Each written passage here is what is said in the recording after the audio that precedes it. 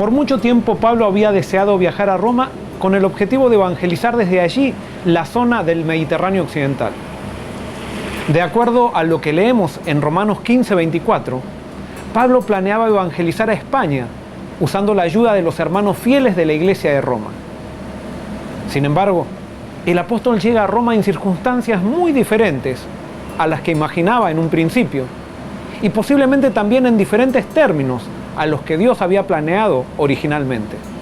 Dios para nuestra vida tiene un plan A, que es el plan ideal. Es el plan que tiene menos vueltas. Es el plan diseñado por su providencia. Sin embargo, la mayoría de nosotros terminamos recorriendo, en el mejor de los casos, el plan B, que es el plan que Dios hace a raíz de nuestras equivocaciones.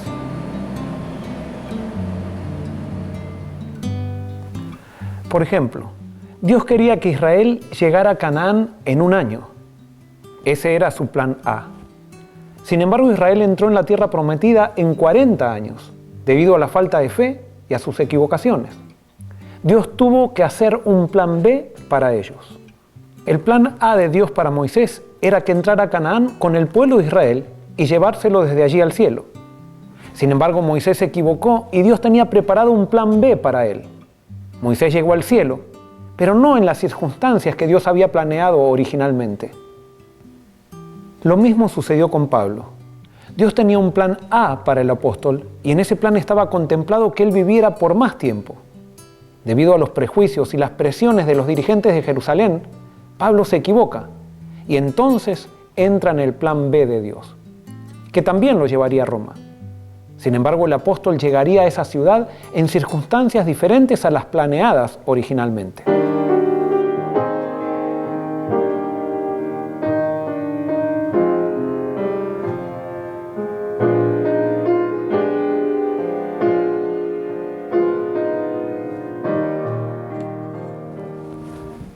Esta dinámica también la podemos notar durante el trayecto de su viaje. Cuando llegan a Creta, Pablo advierte al centurión que si continuaban en medio del clima adverso, iban a tener graves daños y perjuicios. Sin embargo, la mayoría de la tripulación decidió continuar con el viaje.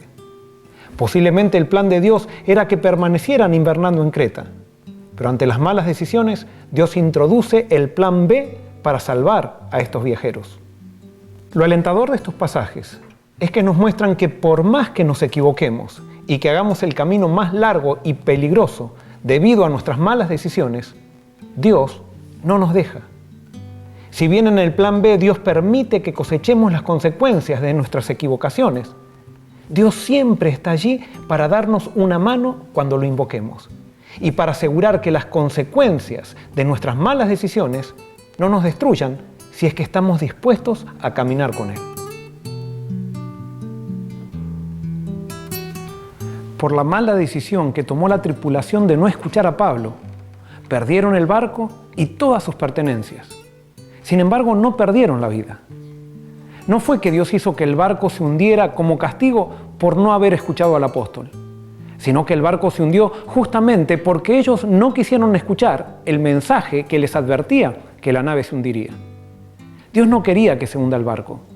Ese era su plan A. Pero ante la negativa a oírlo, Dios tuvo que implementar el plan B para que este grupo se salve a pesar del naufragio. Quisiera preguntarte, ¿qué plan estás viviendo en tu vida?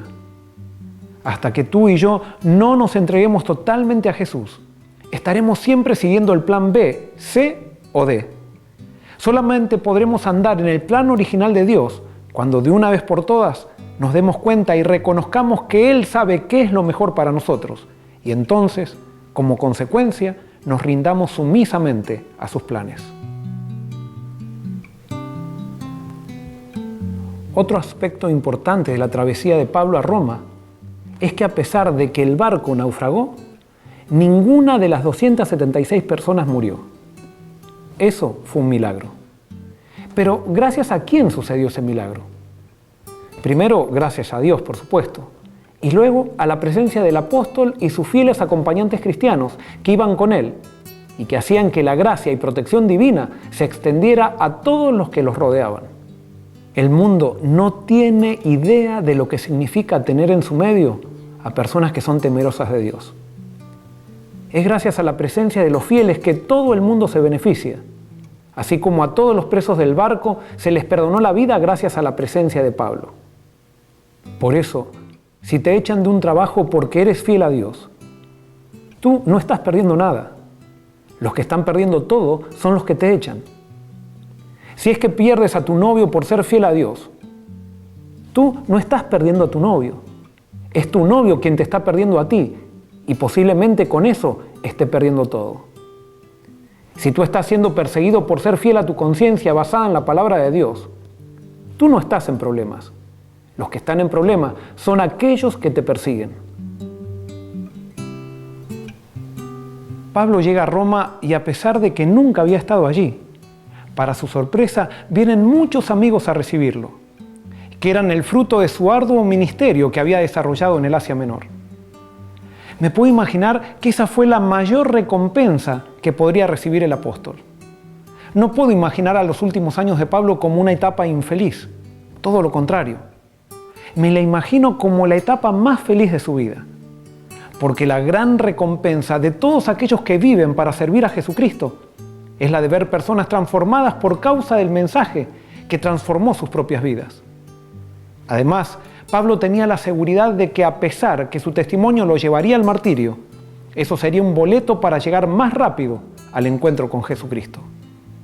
Dios no nos ha llamado a que simplemente hablemos del apóstol Pablo, ni tampoco a que simplemente estudiemos su vida. Dios nos ha llamado para que hagamos una diferencia entregándonos completamente a Jesucristo, como el apóstol lo hizo. Si cada uno de nosotros lo hace, llegaremos a ser una iglesia aún más poderosa que la que describen los hechos. Dios desea que lleguemos a ser la iglesia final y se ha comprometido a que lo seamos si es que se forma un grupo que realmente lo desee. Para que eso suceda, no debiéramos conformarnos con ser simples discípulos. Todos debiéramos llegar a ser apóstoles. Que Dios nos bendiga.